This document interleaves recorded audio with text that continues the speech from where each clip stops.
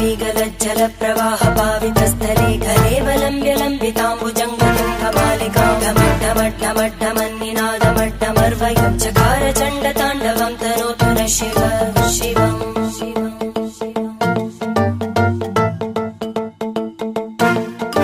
जटाकटाह सम्भ्रम भ्रमन्निलिम्प निर्जरी विलोलवीचि वल्लरी विराजमानमूर्धनि धगद्धगद्धगज्ज्वलल्ललाटकट्टपावके किशोरचन्द्रशेखरे रति प्रदीक्षणम्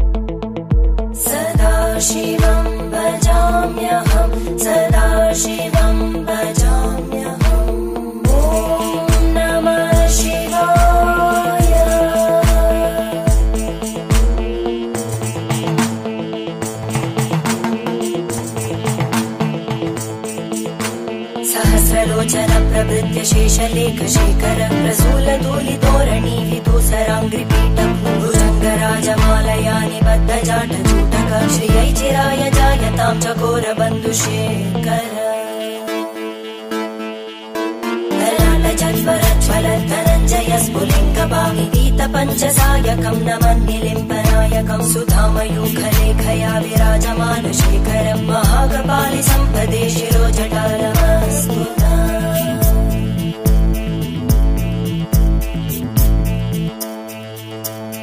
करालभालवट्टिका दगद्धगद्धगज्ज्वलद्धनञ्जयाहुतीकृत प्रचण्ड पञ्चसायके धराधरेन्द्रनन्दिनी कुचाग्रचित्रपत्रकार कल्पनैकशिल्पिनी त्रिलोचने रतिर्मम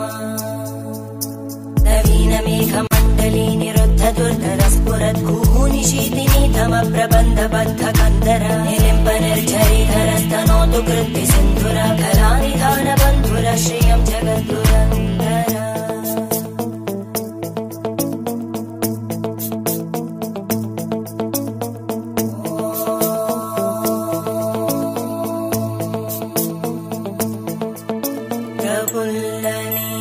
पंकज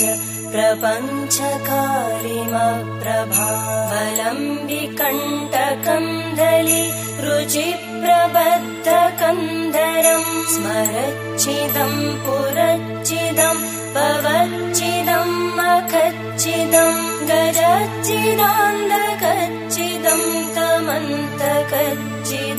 भजे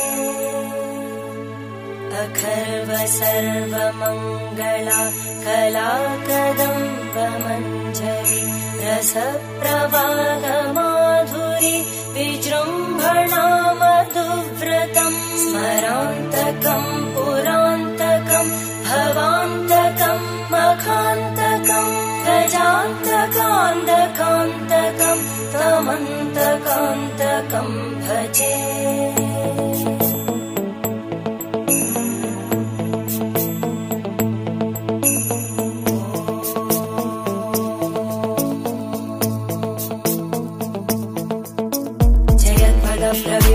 प्रवद्भुजङ्गमश्वस विनिर्गमत्क्रमस्फुरत्करालभालहव्यवादिमिद्धिमिद्धिमिध्वनन् मृदङ्गतुङ्गमङ्गल परिक्रम प्रवर्तित प्रचण्डताण्डव शिव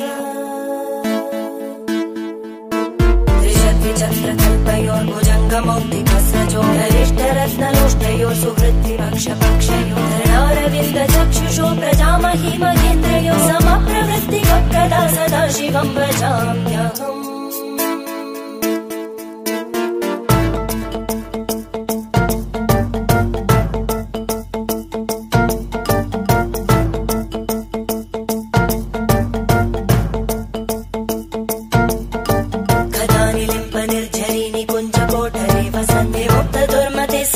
शिरस्तमञ्जलिं वहति लोललोललोचनो ललामबाललग्नका शिवेति मन्त्रमुच्चरन् कदा सुखी भवाम्यहम्